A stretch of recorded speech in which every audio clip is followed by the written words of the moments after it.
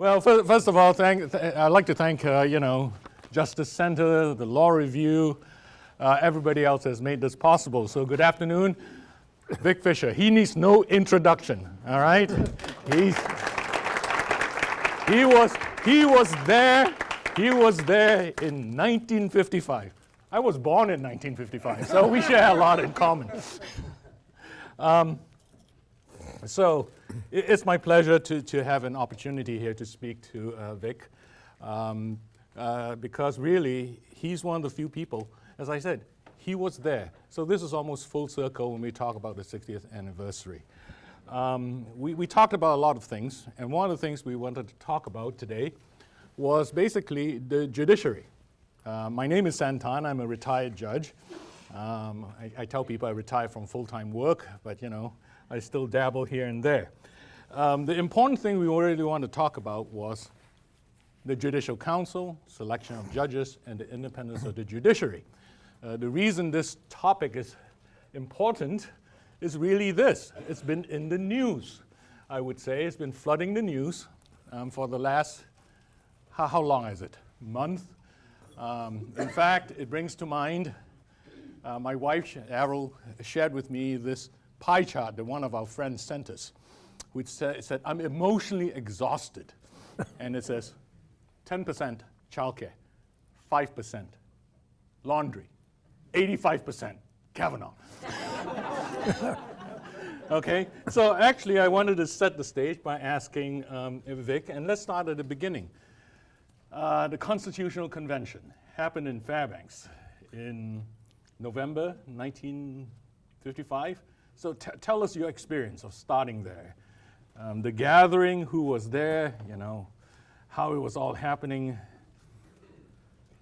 Well, the important thing is the Constitutional Convention took place as part of the statehood movement.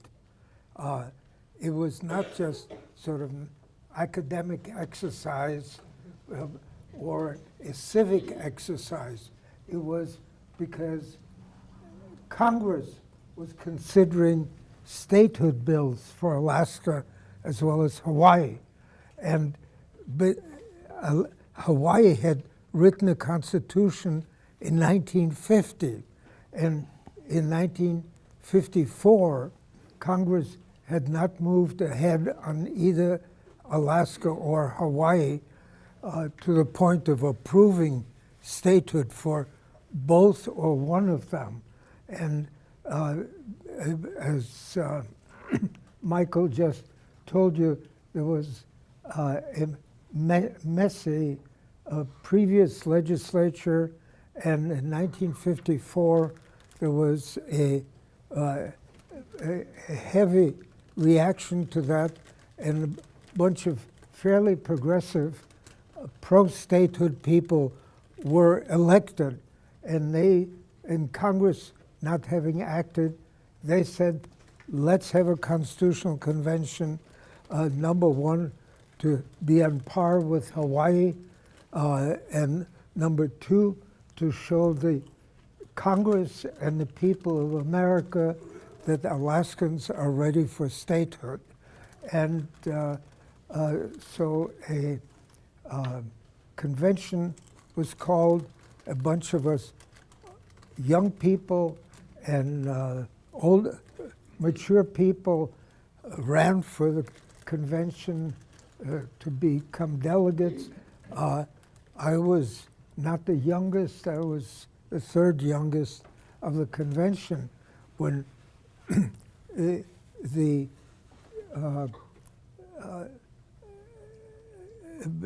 talking about Alaska Natives not being included.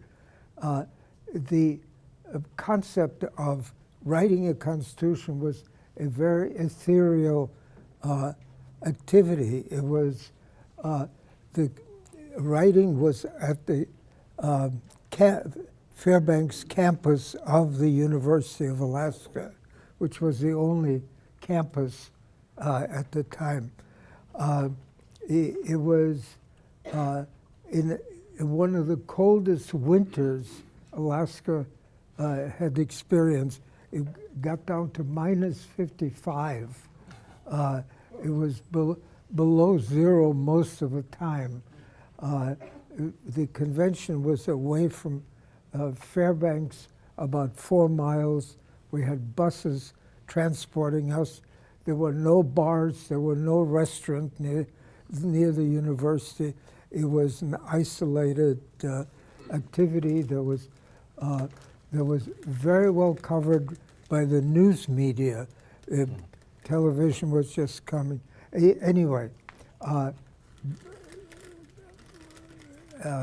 can go into too much detail here, so I'll just say that at the time, when I got to Fairbanks, I knew people from much of the rest of Alaska because I had done work around Alaska, but I did not know all the Fairbanks lawyers who had been elected to the Constitutional Convention. And I met one who had been elected to the first territorial legislature. He was a Speaker of the 1913 House of Representatives, the first territorial legislature, and he was 82 years old. And at 31, I could not imagine how anybody could function at that age. I'm 94 now, and I'm still standing. Anyway. Yeah. It was a phenomenal experience. Tom Stewart, I won't repeat what was said by Michael. Tom Stewart did a phenomenal job preparing the groundwork for the convention, organizing things, getting consultants, doing background research, getting materials together, and running the convention. And we had a phenomenal president, Bill Egan. I wrote a book on the Alaska Constitutional Convention. It came out eons ago.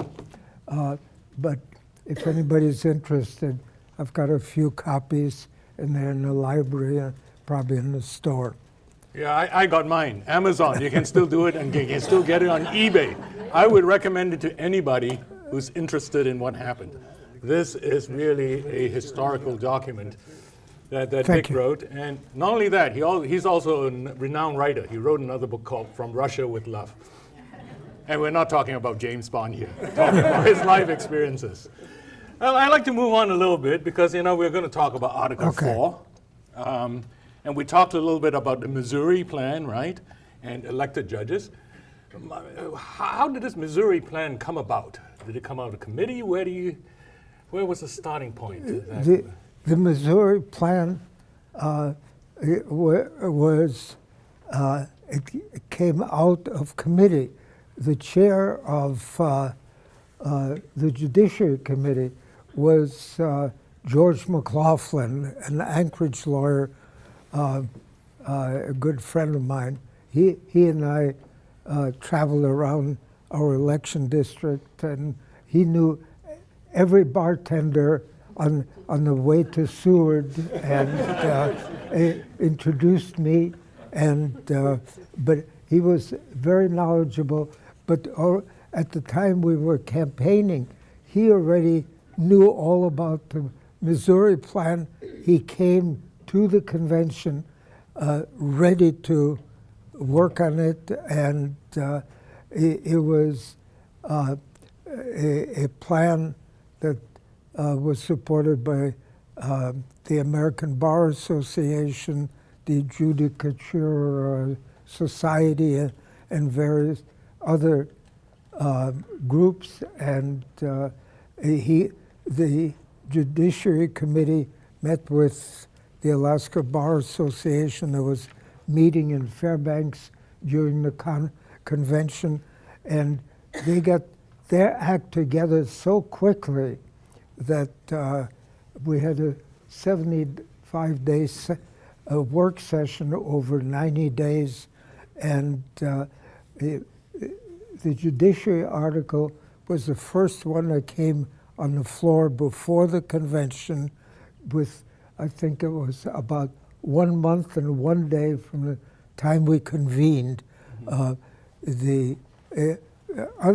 of the other committees didn't do their final draft until more than 2 months of the convention, especially local government and resources, where a lot of original work had to be done.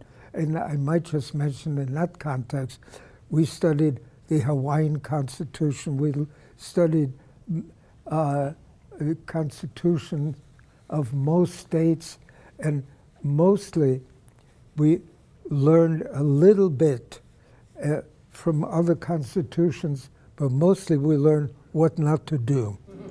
Okay. So from earlier presentations, it looks like elected judges was discussed, but really didn't quite gain any traction. So basically, the Missouri plan was adopted by... Yes, the Missouri plan was adopted. There was, it was approved initially by a vote of out of 55 delegates, but probably 53 for, 2 against. When it came up again after further discussion, there was 6 votes against it. But the argument on the opposing side was, as was mentioned, Fairbanks lawyer Bob McNeely argued that having direct election of judges would make the judiciary more responsive to the people, but the majority didn't buy that, and the structure that was built in has worked extremely well. So I understand that the delegates voted. Some questions are raised whether to have elected judges, and I understand also from reading your book, towards the end of the process, there were some issues raised by a consultant or something like that. I noticed in your book. Maybe you can explain that a little bit more. Well, the plan that was explained earlier today, where you have 3, the Judicial Council composed of 7 members, 3 appointed by the governor, confirmed by the legislature, 3 nominated, selected by the bar, the State Bar Association, and the Chief Justice ex officio is the chair of the council.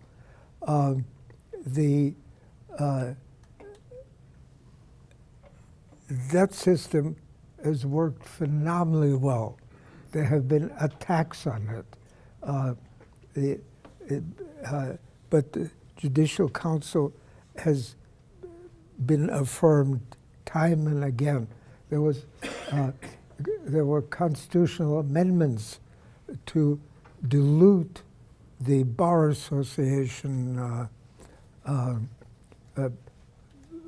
strength, but I thought today's presentation was very, very good. That when the 2 cohorts, the lawyers and then not the appointees by the governor, when they were together, the Chief Justice went 50-50 on either side. But your question was... I was directed more at the Constitutional Convention, because right at the end there was a paragraph that I didn't quite understand, because apparently there was some questions raised about the consultants had wrote a memo or something like that. We had excellent consultants at the Constitutional Convention, and Tom Stewart had found them, and at the end of the convention, there were 3 consultants left. And when our style and drafting committee put all the articles together, and there had to be a lot of work involved in that, I was on that committee. We put in 18, 20-hour days in the last days of the convention, making everything fit, including punctuation and terminology and all. And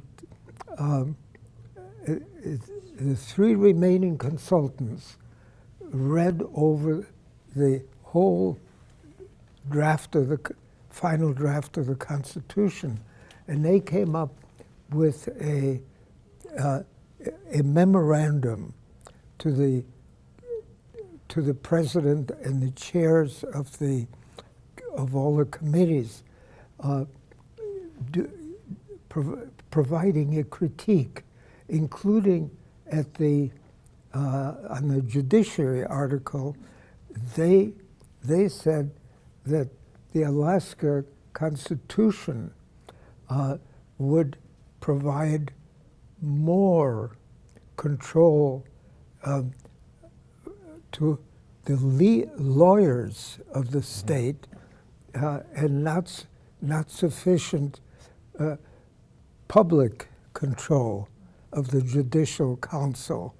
And they came up with a bunch of changes that would have increased the number of, for some reason, to put a Superior Court judge on the Judicial Council, and to provide one more governor appointee approved by the legislature.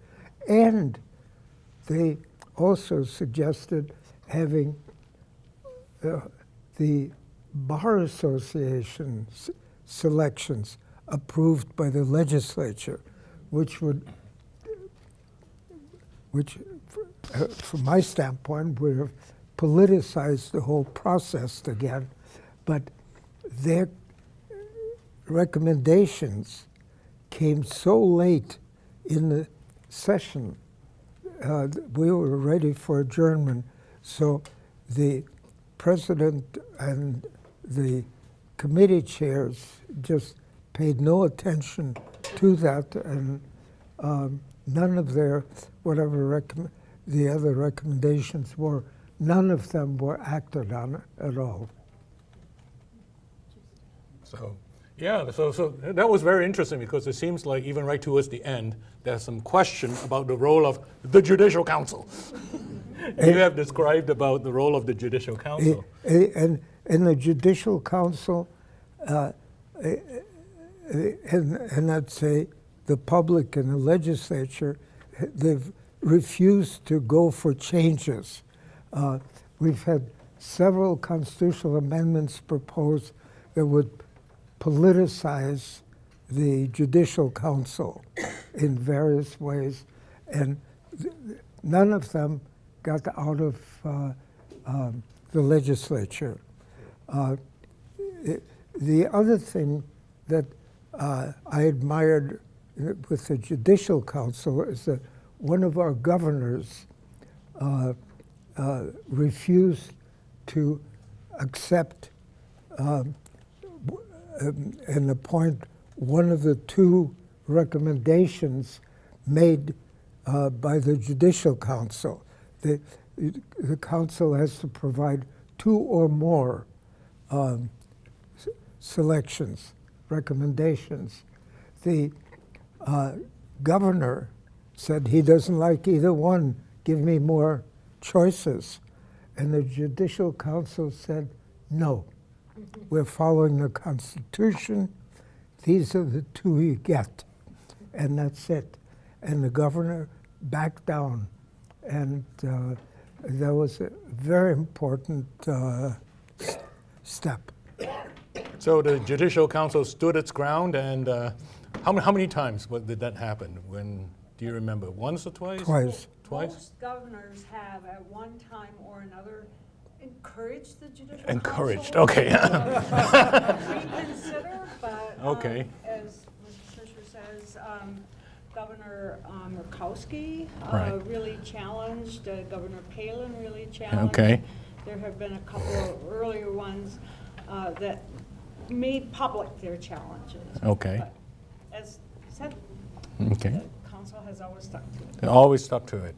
And as Vic has already said, there have been movements, SJR 21, to try and change it in numerous ways, increasing the number, right, from, I think, 6 to 10 or something? To 10. 6 to 10, and then to have the attorney members also confirmed by the legislature and to change the quorum requirements and all that, and it failed. And if I understood what you said, you oppose those changes. Right. You like the way things are.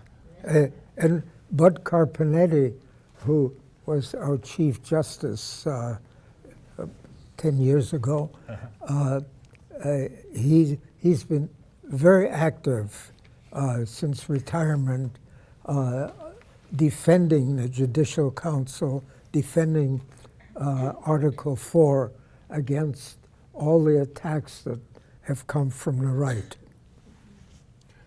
Well, who knows? We're talking about constitutional amendments. As far as I know, nothing is afoot right now. Am I correct?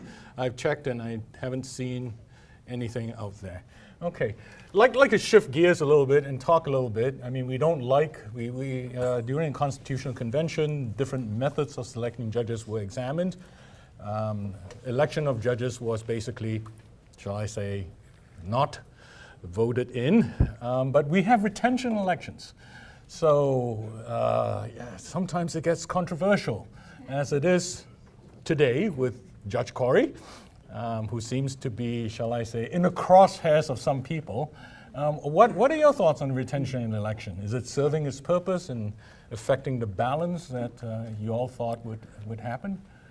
I think the retention elections are very important in terms of giving the public a voice in the functioning judiciary.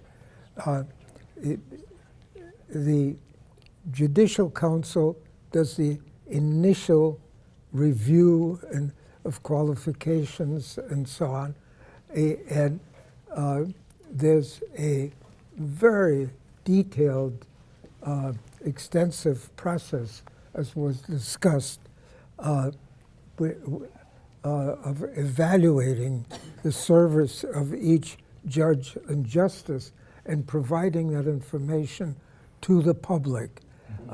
And it's worked extremely well. We vote on retention. There's no opposition in terms of another person running for the position. It's an up and down vote. We've had, I would say it's a problem that I think there were times when there were 20 or 30 judges on the ballot for confirmation, and it's sort of exhaustive. And you look at the results, and 1/3 of the people voted no. They just vote no against everybody, but 2/3 vote yes on everybody. And we have this issue right now where there's a fairly organized effort against one judge running for retention. I'd say it's still in balance. Mm-hmm. I do have a question, if you all know, collective judicial council wisdom. Has a judge that has been recommended for retention by the council ever been voted out? No. No, okay, but there have been judges that essentially the council have recommended not to retain. Those have been voted out. Some of them have. Some of them have, okay. So on balance, it's a system. As a person who has been in the crosshairs a few times, took a few hits, never went down, okay?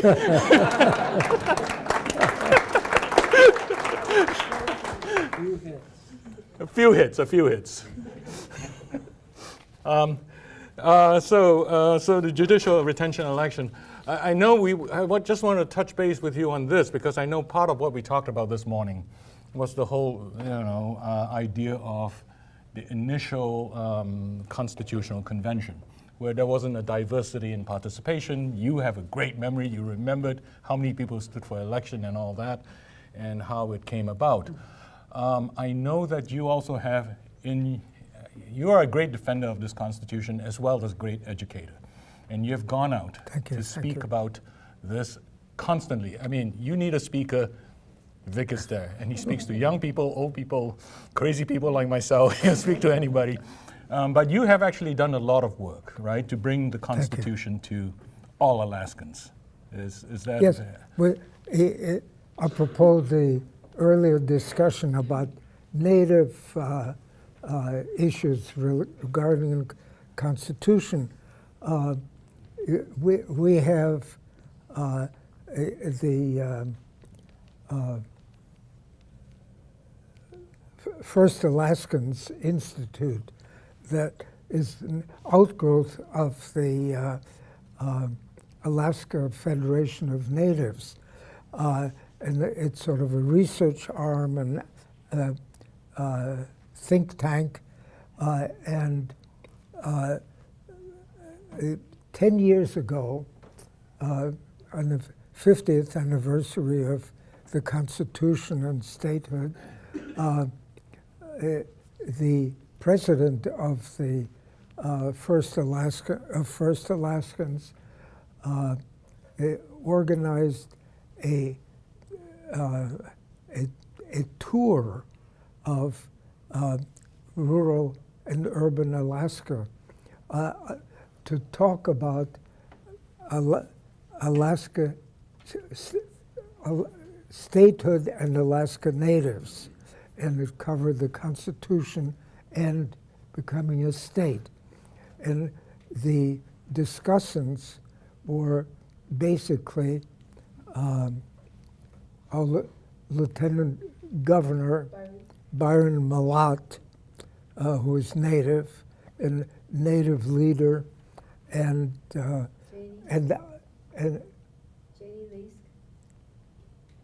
Leask was the president.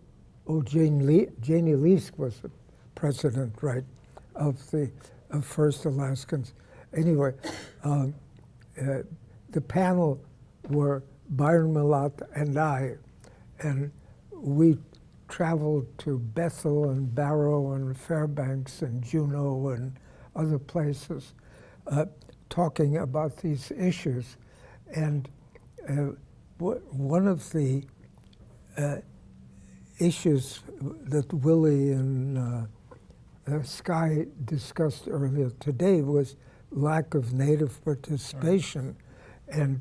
And I made a couple of comments, but there has to be realization that at the time of the Constitutional Convention, the relevance of a constitution was some kind of a pie in the sky, vague thing that had no relation to rural life, to subsistence, to anything. It was a time when fisheries were not at issue. The state was not the territorial government was not controlling fisheries. It was the federal agencies ran Alaska. So it was not a fight against the state. There was at that time, there really was no dearth of fish. The rural subsistence was not particularly regulated. There were issues on migratory birds. Again, there was a national issue. It was not a local issue. There was the state, the territory didn't deal with that. So statehood was very strongly supported in the referendums the referenda that had taken place in Alaska. The votes were consistently for statehood in rural Alaska as well as Anchorage and southeast Alaska and so on. So the convention was not anti-native, but it was not relevant. That is the reason there were not more native, because they did participate in much greater percentage in the territorial legislature, because that was closer to them. Dog control, loose dogs running around, that was an issue in villages, and that was something the territorial legislature preceding the Constitutional Convention was dealing with. So, were you involved in any of the, I've heard that there were numerous attempts to, what I would call the subsistence amendment to be added to the Constitution. Were you involved in that process? I was involved. My wife, Jane Angrick, was very involved. And we worked very hard, and it was a matter of not being, the House of Representatives approved that, the Senate couldn't get it through. What I understand, it takes two-thirds of each house to get a constitutional amendment before the public, and the Senate was one vote short. And the issue was that Congress had provided that if the state did not grant a preference right to rural residents in the taking of fish and game, that the federal government would take over management of fish and game in the areas where the feds controlled, and the federal government controls 60% of the land area of Alaska. So that includes a hell of a lot of fish and game, and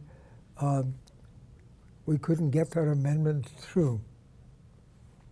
We couldn't get it. Yeah, failed by one vote is what I remember, what we talked about. So right. And it's harder to get a change right. constitutional. And we had a state law providing that preference to rural residents, but our Alaska Supreme Court found that in violation of the Constitution, right.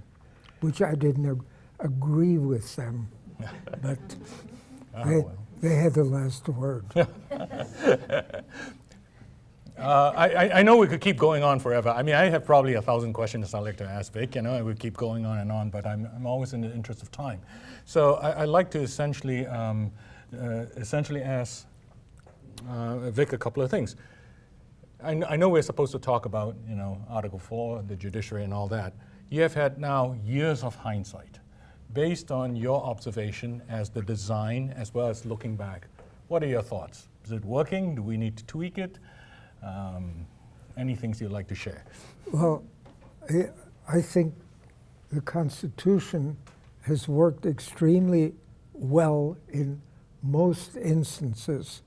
We just discussed one of the problems that we did run into, but that was a political issue. Sky made a point of the preamble. 10, 15, 20 years ago already, I was asked the question, if you could change the Alaska Constitution, what would you change? And